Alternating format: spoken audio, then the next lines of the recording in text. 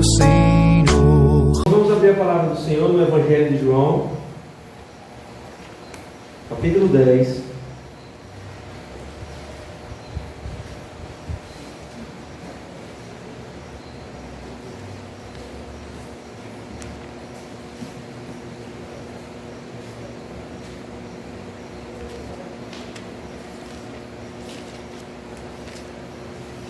E vamos ler somente um versículo, o versículo 27. Mas a gente vai tratar de tudo que vem antes, até chegar nele, para podermos entender melhor o contexto e aquilo que o Senhor Jesus está tratando aqui. Diz assim, João capítulo 10, versículo 27. As minhas ovelhas ouvem a minha voz, eu as conheço e elas me seguem. Amém. Vamos orar. Senhor nosso Deus, nesse momento nosso pedido é que o Senhor fale às nossas vidas, fale aos nossos corações.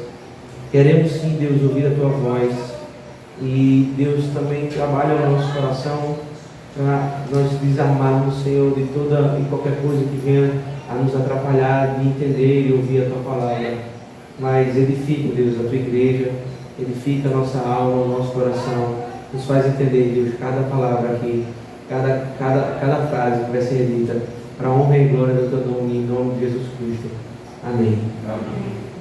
Irmãos, vamos ler do versículo 1 ao versículo 18, e a gente vai tratar de algumas coisas aqui, até de fato chegar no versículo 27. Vejam lá o que diz. Eu vou ler, os irmãos acompanham e a gente vai tratando algumas coisas. Diz assim, versículo 1. Em verdade vos digo, o que não entra pela porta no aprisco das ovelhas, mas sobe por outra parte, esse é ladrão e salteador. Aquele, porém, que entra pela porta, esse é o pastor das ovelhas. Para este o porteiro abre, as ovelhas ouvem a sua voz, ele clama pelo nome e as suas próprias ovelhas, e as conduz para fora. Depois de fazer sair todas as que lhe pertencem, vai adiante delas, e elas o seguem, porque lhe reconhecem a voz. Mas de modo nenhum seguirão o estranho, antes fugirão dele, porque não conhecem a voz dos estranhos.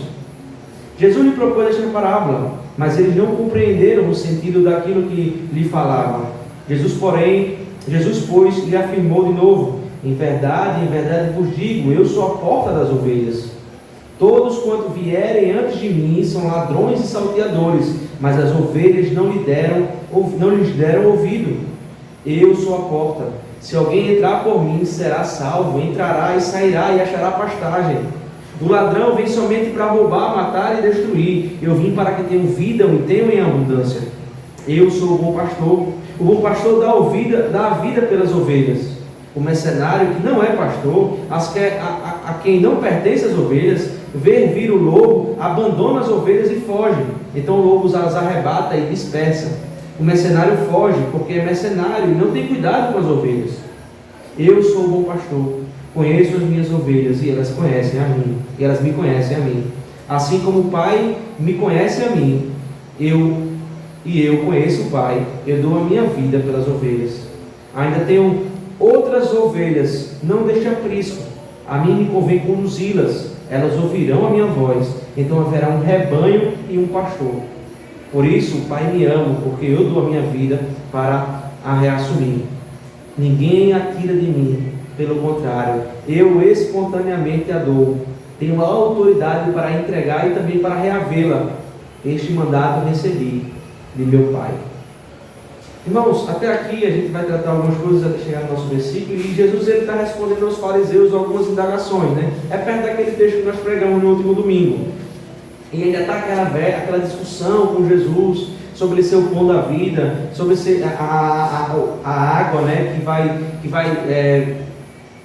ser derramado para que não tenha mais sede, né, vamos dizer assim. E aí há esses questionamentos, e os fariseus aqui estão questionando os atos de fato de Jesus Cristo. Como, por exemplo, o pão, né? E para muitos era difícil compreender como alguém poderia ser alimento para outra pessoa. Eles entendiam isso de forma literal. E quando Jesus ele cura e age com poder, eles ficaram confusos, porque Jesus dá essa resposta. E aqui fica claro, irmãos, que Jesus ele se apresenta como o bom pastor, e ele faz uma diferença entre o bom pastor, o pastor de fato, e o pastor que é mercenário, não é?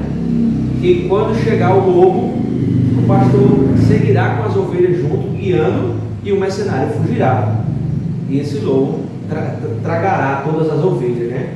E aí a gente vai continuando em seguida, versículo 19 até o versículo 21. Por causa dessas palavras, rompeu nova dissensão entre os judeus. Outra discussão. E muitos deles diziam: ele tem demônio e enlouqueceu, por que o ouvis? Outros diziam: este modo de falar não é de endemoniado. Pode porventura um demônio abrir os olhos dos cegos?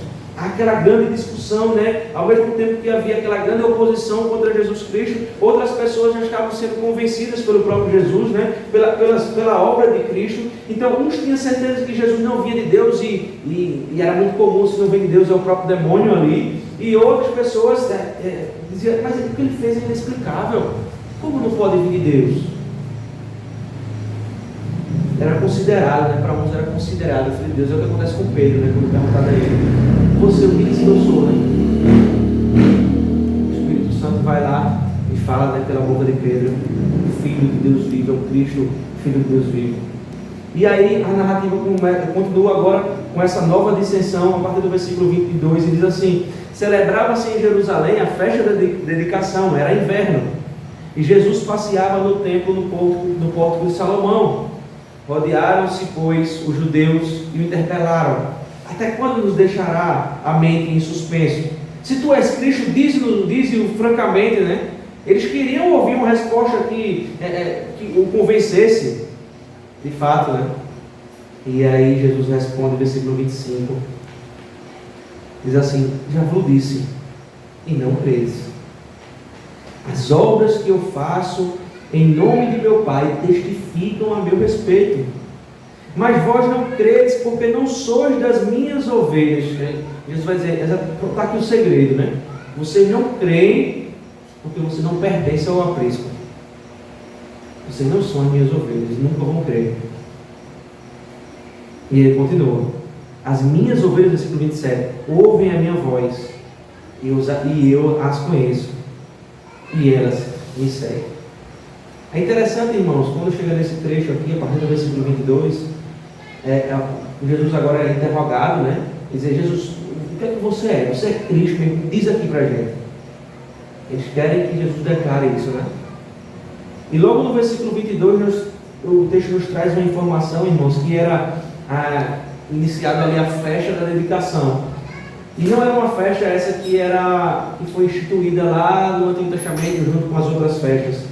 Mas essa festa de dedicação era tipo de uma festa que é como se fosse uma purificação do templo, que é porque lá pelo século II a.C., a gente vê, por exemplo, o próprio Epifânio entrando no templo e sacrificando uma porca, e por isso, quando ele faz isso, ele dá início à revolta que a gente vai conhecer como a revolta dos Macabeus. Inclusive, há um livro histórico, né, apócrifo não é inspirado, mas a Igreja Católica ela trata esse livro como inspirado, que vai tratar exatamente dessa revolta, que dá início aí com o Epifânio, quando ele sacrifica uma porca no altar, no tabernáculo. E esta festa aqui, agora, de purificação, depois que acontece isso, né, um pouco antes de Jesus nascer, Jesus encarnar, era celebrada aqui no meio de dezembro aí, essa festa de purificação, ou seja, era um lugar abarrotado de pessoas, cheio de pessoas. E o contexto aqui, meus irmãos, Jesus está conversando com os fariseus, e aqui Jesus ele vai tratar praticamente de três tipos de pastores, né? Ele vai tratar do ladrão, a gente vai ver isso no versículo 1, é o salteador, o ladrão, o mercenário, versículo 12, e o bom pastor, que ele vai dizer que ele é o próprio bom pastor.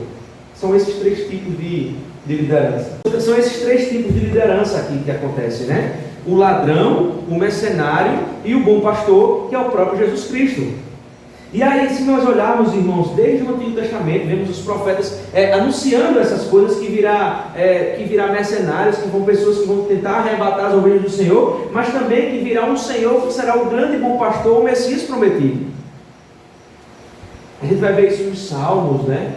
O Senhor é o meu pastor, o grande pastor, o mediador, o Messias. Mas sempre se levantando entre intervalos e outros, os falsos profetas, tentando arrebatar as ovelhas, tentando levar as ovelhas, tentando ludibriar, né, as ovelhas. E aqui Jesus está de frente com essas pessoas que não criam na sua palavra, falando com esses fariseus, saduceus, mestres da lei, abarrotados de pessoas, esses que falavam em nome de Deus, mas não conheciam Deus.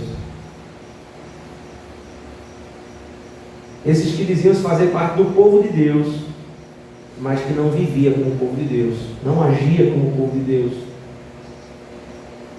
Não tinha sobre ele a marca, né, do povo de Deus, a marca espiritual. E agora Jesus vai mostrar de fato o que é ser um bom pastor. E ele fala de si mesmo, ele tinha essa prerrogativa, né? Ele podia fazer isso, apontando para um aspecto muito forte da teologia que a gente vai chamar de cristologia, né? Exatamente da pessoa de Cristo. Não há cristianismo sem falar de Cristo. Não tem como falar das Escrituras sem falar de Cristo. Cristo é o grande centro, Cristo é o grande tema das Escrituras. Não há como eu tirar nenhum tipo de ensinamento se não for cristocêntrico. Não há como eu ler as Escrituras me esquecendo de Cristo, que é o grande alvo, o grande tema. O Antigo Testamento caminha para Cristo.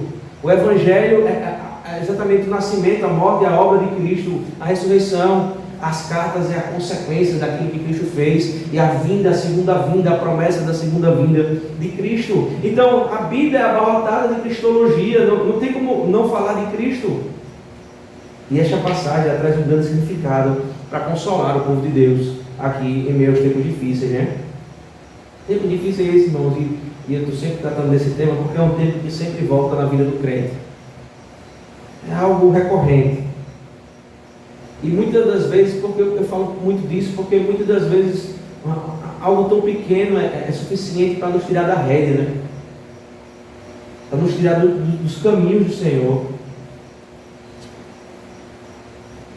E, irmão, não há cuidado maior e melhor do que estar sob o cuidado do bom pastor.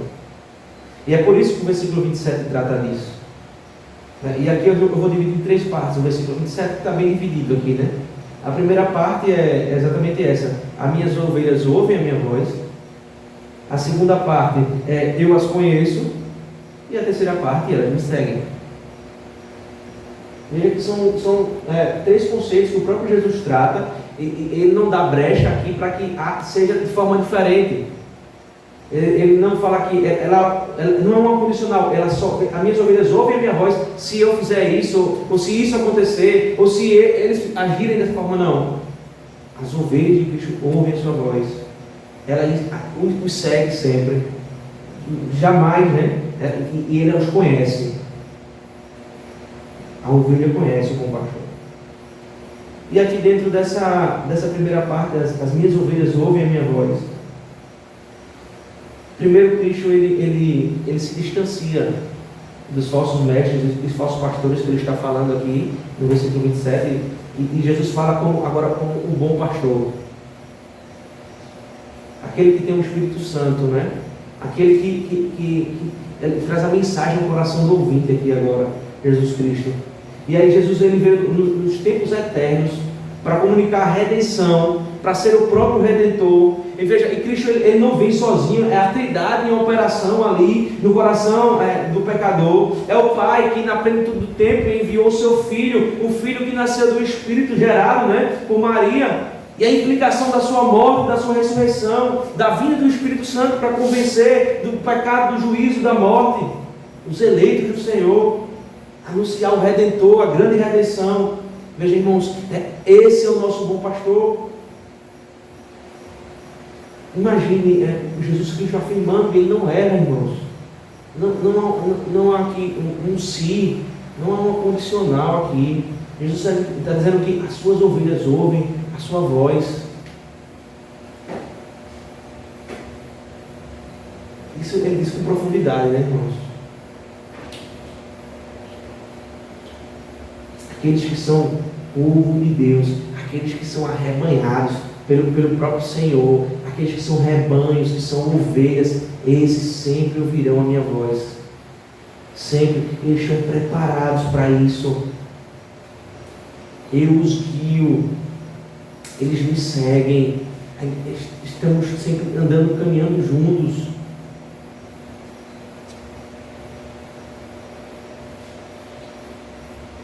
Ninguém as arrebata de sua mão, né? No seguinte ele vai dizer.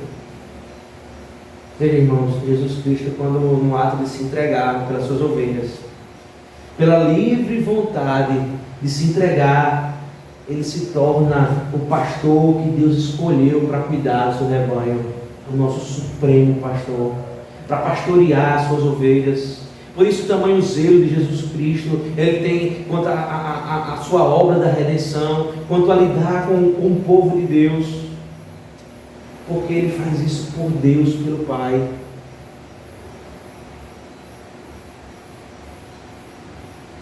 Jesus, ele não só é um bom pastor, irmãos, mas ele é um bom Pai. Ele cuida de nós, ele nos traz segurança. Quando preciso, ele usa a vara para nos corrigir. Ele nos traz de volta ao caminho. Ele não nos deixa cair em ribanceiras. Ele não nos deixa chegar à morte. Mas ele, se preciso foi, ele deu a vida por nós. Jesus Cristo é o bom pastor, é o Pai que cuida das suas ovelhas. E irmãos, e isso é tão maravilhoso quando a gente entende o que isso significa, porque Jesus ele não fez isso por nós.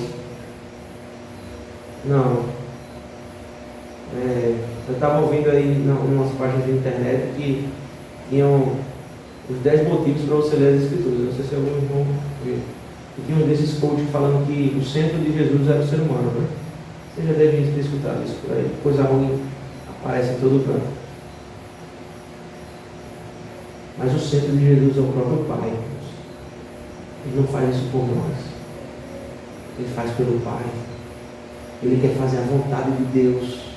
Ele nos ensina a ser submisso a Deus. Ele faz porque Ele ama o Pai. Ele faz porque o Pai o pediu para que o fizesse.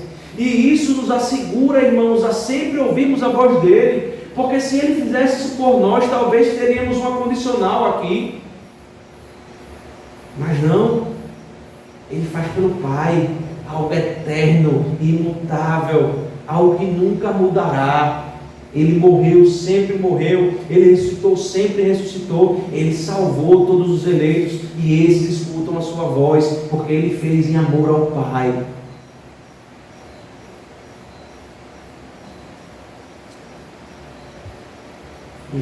É interessante, né, o debate entre Pedro e o próprio Deus. Na verdade, a conversa, né? Quando Deus o pergunta se ele o ama, Pedro ele não consegue responder no mesmo amor que Deus o ama e Jesus o ama. É um amor incondicional, né? Na verdade, a condição do amor de Jesus está calada ao Pai. Mas Pedro não. Pedro só consegue amar o Senhor porque o Senhor o amou primeiro. Nós só conseguimos amar o Senhor porque o Senhor nos amou primeiro, irmãos. Ninguém se chega a Deus, ninguém consegue amar o Senhor, ninguém consegue seguir os caminhos do Senhor se antes o Senhor não nos amar. E Ele transcende esse amor nos dando Jesus Cristo, o bom pastor das nossas almas. E aí isso nos traz a certeza que jamais Cristo falhará, que jamais perderemos a salvação, que jamais caminharemos eternamente por outros caminhos. Porque há uma aliança feita entre Cristo, entre Deus e Cristo.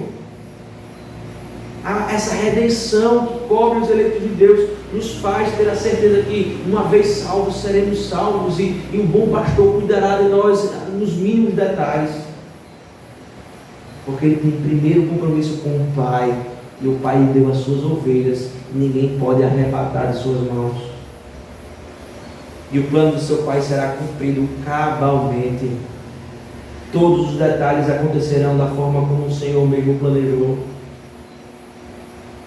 Isso também demonstra atrelado aquilo que falamos de manhã com a perseverança dos santos.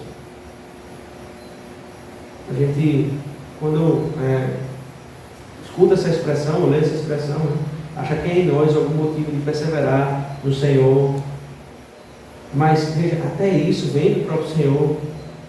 É Deus que nos faz perseverar, é Deus que nos mantém santos por causa da obra de Cristo. E aí surgem algumas dúvidas, né, irmãos?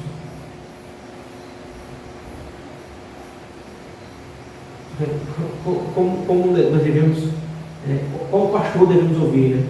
Diante desses três que foram descobertos aqui no capítulo 10. Por onde ele fala, o que ele diz, qual o caminho que ele me ensina a andar. Diante de tantas vozes que nós vimos aqui no mundo, falando o que quer, o seu coração está cheio, e muitos se perdem dando ouvidos a ladrões e a mercenários, pessoas que estão muito distantes das Escrituras, mas a usam como forma de ganhar dinheiro, que negocia a fé, que brinca com a fé alheia. Talvez no meio dessas seitas aí, irmãos, eu creio que há pessoas sinceras ali, que há motivação certa no coração, mas porque se deixam ser enganadas pelo falso pastor, por esses homens podres aí que pregam só heresias para si mesmo, ladrões e mercenários. Minha oração que o Senhor, ao abrir aquele homem ali, ler as Escrituras seja suficiente, eu sei que é, para salvar aquele homem e sair daquele lugar com aquela mulher. Então, diferente, irmãos, do mercenário, do ladrão, que usa porções das Escrituras para embasar o seu pensamento pecaminoso, o bom pastor, ele usa toda a Escritura como seu referencial. Ele nunca vai contra, ele não usa a ideia de filósofos, nem de cientistas, nem de sábios. Talvez isso possa até agregar na sua fala, mas nada disso é comparável à sabedoria do que é a Escritura de Deus. A grande mãe da filosofia, a voz de Deus, as Escrituras, isso sim, aquela que o bom pastor usa para pastorear suas ovelhas. Irmãos, as Escrituras têm um poder incrível, mas que a gente não veja visivelmente isso. As Escrituras, irmãos, ela consegue transformar o mais vil pecador num homem santo. Ela consegue tirar o homem ou a mulher daquelas densas trevas e trazer para a maravilhosa luz a pregação da palavra e o poder do Espírito. Veja, irmãos, ela deixa de ser um livro qualquer, ou um livro histórico, não no seu papel, mas na sabedoria que é a própria Escritura, para ser um livro de regra, de fé e prática. Por isso, irmãos, o nosso coração deve estar se derramando diante das Escrituras. Como eu vou conhecer o meu Redentor, como eu vou conhecer o próprio Deus, se eu não ler aquilo que Ele escreve sobre Ele mesmo, como? Nós somos movimentados pela palavra de Deus. Nós somos movimentados pelo próprio bom pastor. Não é o que eu acho, mas o que o bom pastor diz. É Ele que me pastoreia, é Ele que me guia, não são os meus conceitos, não é aquilo que a minha mente corrompida pensa, não é a forma que eu quero fazer, não é do meu jeito, as coisas não são feitas para o meu próprio coração, não sou eu que crio, mas vem do próprio Senhor, o bom pastor, através das Escrituras.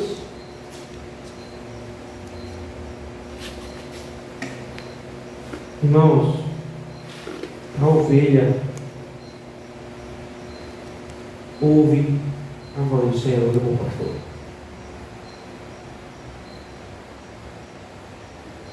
A ovelha ela é cativa à voz do Senhor, do bom pastor. A ovelha ela percebe o erro, ela se arrepende, ela não mais comete, porque o Senhor falou com ela. A ovelha ela não busca as suas próprias preferências, nem os seus próprios conceitos. A ovelha ela volta atrás quando age errado. A ovelha ela é humilde para entender que errou e pedir perdão. A ovelha é guiada pela voz do bom pastor. Então, irmãos, se A ovelha, ela ouve a voz do Senhor, ouve a voz do bom pastor. A pergunta que nós fazemos é: será que eu tenho sido guiado pela voz do Senhor? Será que eu tenho buscado a voz, ouvir a voz do Senhor, ou somente a voz do meu próprio coração?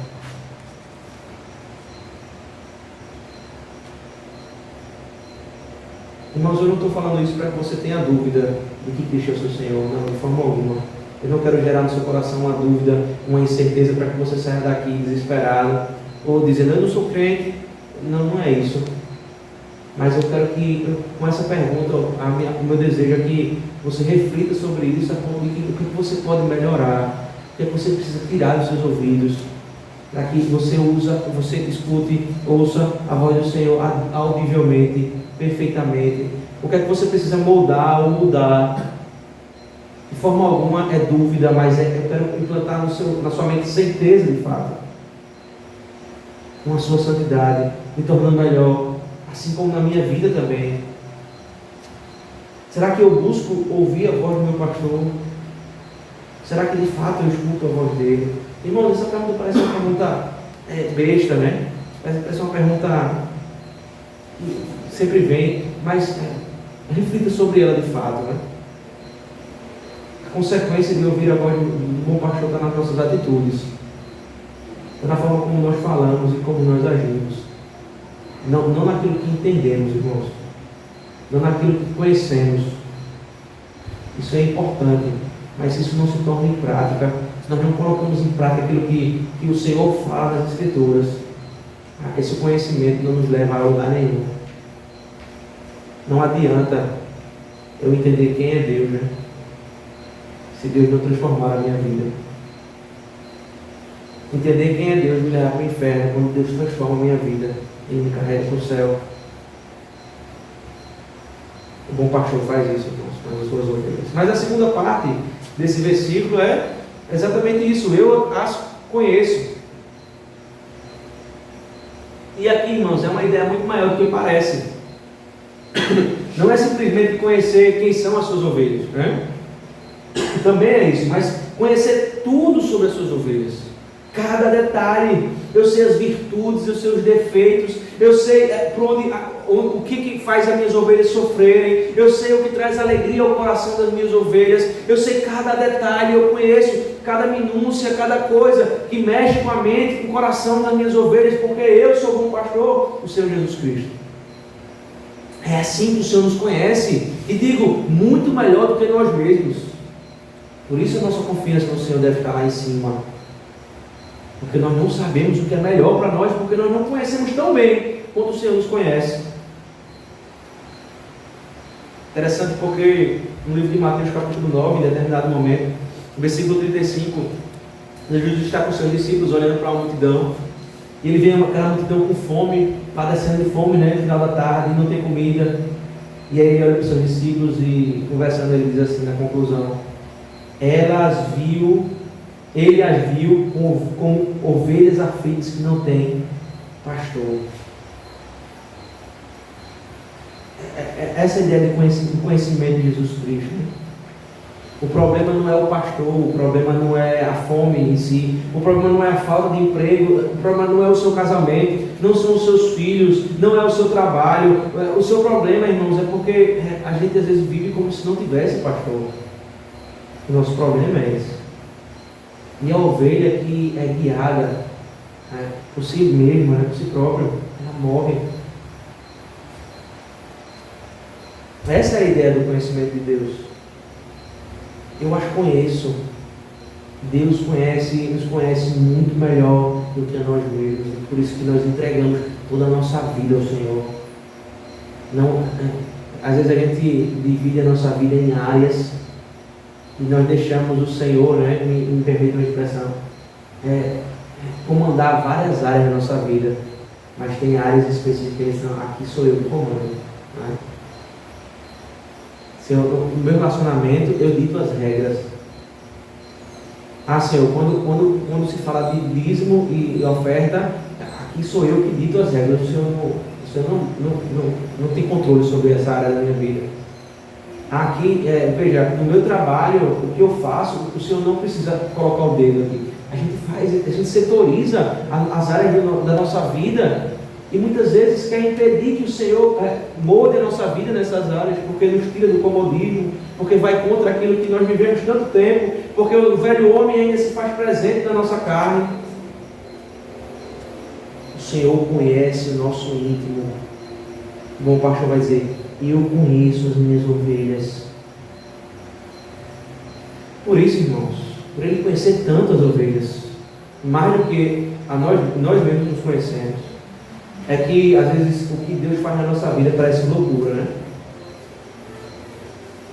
O nosso conhecimento é pequeno, limitado. Nós queremos as coisas que nos dão prazer, que nos faz bem, o Senhor sabe disso. Muito fácil a gente olhar para o espelho, ao ver nosso reflexo, achar que está tudo bem com a nossa vida, com a nossa casa, mas no primeiro susto tudo desaba. Baixa alguma coisa dar errada, irmãos. Um problema de enfermidade, um desemprego, um problema financeiro, qualquer coisa, irmãos, que dá errado, muitas vezes a ovelha fica atordoada e a sua vida começa a desmoronar. Jesus fala que nos conhece, irmãos. O nosso conhecimento, como eu disse e repito, é limitado. Por isso que não cabe no nosso coração em momento nenhum orgulho de achar que sabemos tudo ou que está tudo no nosso controle, nós temos controle de todas as coisas.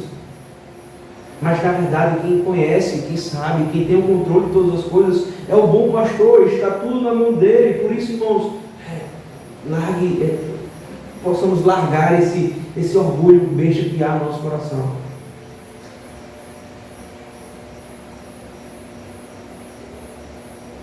A esses que são chamados que sabem de tudo, né?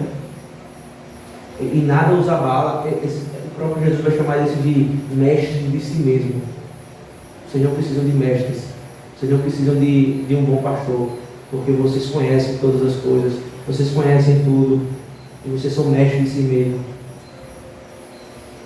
E aí eu digo, irmãos, a pior coisa que um homem pode fazer é ser mestre de si mesmo. O diálogo entre Deus e Jó, ele deixa claro exatamente isso. E o conhecimento de Deus é tão imenso comparado ao nosso que até para achar o aprisco dele nós não conseguimos. É Ele que faz ser achado, é Ele que se revela, é Ele que nos leva para o seu aprisco. Ele sabe o melhor lugar para nós, é Ele que pega na nossa mão e nos carrega, é Ele que derrama as escamas dos nossos olhos, é Ele que nos leva. A verdade é que nós não conhecemos nada, não sabemos nada, e o Senhor é tudo. Por isso, irmãos, não há melhor coisa do que depender do Senhor, do que estar inteiramente derramado em seus braços. E aí, irmãos, e as Escrituras elas vão nos colocar exatamente nesse lugar, local de dependência da graça de Deus, dependência da sua misericórdia, necessitados da sua misericórdia, necessitados do seu perdão. A nossa justiça é trapo de imundícia. E é uma mensagem dura, né, que o próprio Jesus prega, mas não deixa de ser verdade. Isso mostra não o quanto nós seremos danificados por isso, não. Isso mostra a real natureza que somos, mas isso coloca muito mais a certeza do nosso Senhor Jesus Cristo.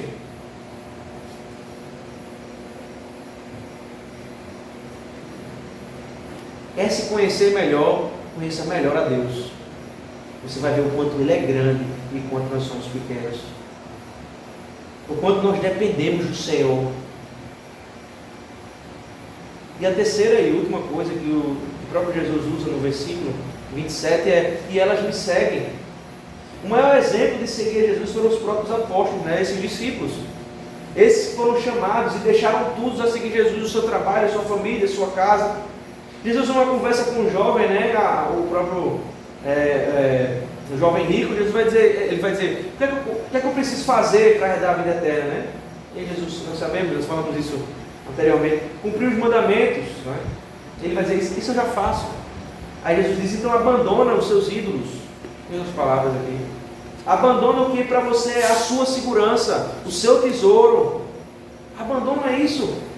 Mas o jovem não consegue deixar aquilo que lhe dá a segurança terrena, né? Ele se apega àquilo ali. As pessoas vão a Cristo, tentam se chegar a Cristo ali, e o Senhor pregou o Evangelho para ela, e ela não conseguiu abandonar o seu ídolo. Mas agora Jesus chama involuntários, chama pessoas que estavam ali trabalhando, pescando. Jesus chama e eles vêm, né?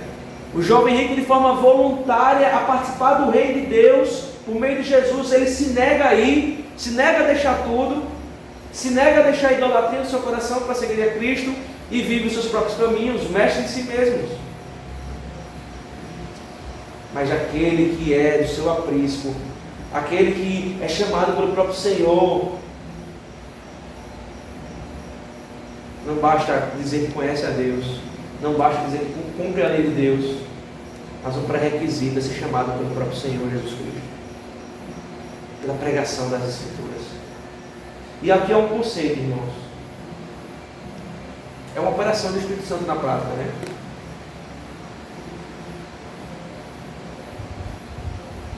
Se o próprio Jesus ele morre, ele sustenta, o próprio Jesus ele morre, ele vai ressuscitar, ele chama os seus, ele convence, ele aplica a fé, ele aplica a obra da redenção, não é através do Espírito Santo.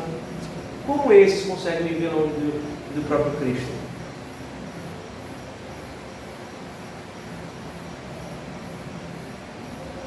E essa palavra seguir, né, ela é bem parecida no sentido de ser mestre e discípulo. Aquele que segue é o discípulo que segue o mestre, né?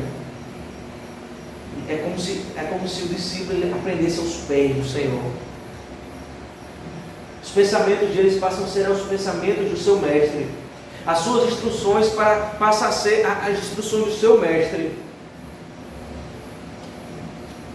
Interessante porque a gente vê o apóstolo Paulo, né, tendo Gamaliel como seu mestre. O mestre significa, é como se fosse a sombra. É como se fosse a sombra, o discípulo é a sombra do mestre. Ou seja, tudo que o mestre faz, o discípulo faz. Seguir a Jesus é ser a sombra de Jesus Cristo. Há uma ligação que não pode ser desligada. E aí, irmão, seguir o Senhor Jesus Cristo não é só uma questão física, né? E aqui impossível para nós. Mas é estabelecer para si um caminho a ser seguido. Andar nesse caminho e pedir para que o Senhor também o conduza nesse caminho. Por isso, irmãos, não deva seguir a Jesus ou querer andar no caminho do Senhor pelas suas próprias pernas. Muito provavelmente, suas pernas levará para outros caminhos. Você desviará desse caminho. Não ande com o seu próprio mapa no seu coração. Com certeza o tesouro não está no céu, vai estar em outros lugares. Nem muito menos com a sua ciência, porque ela vai querer matar Jesus Cristo. Mas somente siga as Escrituras, o bom pastor. Lembre-se da sua relação com o seu Redentor. Lembre-se que conhecer a Deus conhecer a Deus de uma forma genérica não é suficiente. Por isso, aquele que são a ovelha do Senhor, ela escuta, ouvem a sua voz, o Senhor as conhece e elas lhe seguem. E a gente encerra, irmãos, com o versículo 28. Eu lhes dou a vida eterna, jamais perecerão, e ninguém as arrebatará da minha mão. Irmãos, isso aqui é para a gente saltar de alegria. ter a certeza, você jamais será arrebatado por nada, nem por ninguém. Veja um céu te esperando. O bom pastor te promete. Ele morreu e ressuscitou por isso. E nada, nem ninguém pode roubar isso de você. Do mais iletrado ao mais culto, do mais pobre ao mais rico, aquele que o Senhor comprou com o seu próprio sangue, há uma mansão celestial te esperando. E nada, ninguém pode roubar isso de você. Por isso, irmãos, caminhem no caminho do Senhor, ouçam a voz dEle, sejam levados por Ele, porque Ele nos conhece, e sigam confiantemente no alvo, que é o Senhor Jesus Cristo. Amém. Vamos orar, vamos agradecer a Deus. Senhor nosso Deus, nós louvamos o Teu nome, meu Pai. Te agradecemos porque Tua palavra nos traz confiança, consolo, esperança, perseverança. Porque nela nós encontramos guarida, porque nela nós temos certeza, Senhor, não dúvida. Deus, e que se houver alguma dúvida no nosso coração, alguma incerteza quanto à salvação, ou a consequência da redenção do Senhor nas nossas vidas, através da palavra, da pregação, de oração, o Senhor retire isso do nosso coração. Porque jamais poderemos duvidar de um Deus tão santo, maravilhoso, justo, misericordioso como o Senhor. Aquilo que o Senhor comprou jamais pode ser roubado. Aquilo que o Senhor comprou jamais pode ser arrebatado. E por isso eu deito no meu travesseiro, na minha cama e durmo em paz. Eu tenho a certeza da Tua obra na nossa vida, Senhor. Muito obrigado, Deus, mas ao mesmo tempo não nos deixe desviar do Teu caminho em momento nenhum, Senhor. Possamos ouvir a Tua voz a todo tempo. E porque o Senhor nos conhece muito bem, e possamos seguir o Senhor a todo tempo. Para que assim possamos glorificar o Teu nome, mas acima disso tudo, Senhor, seja feita a Tua vontade na nossa vida. Em nome de Jesus. Amém. Amém.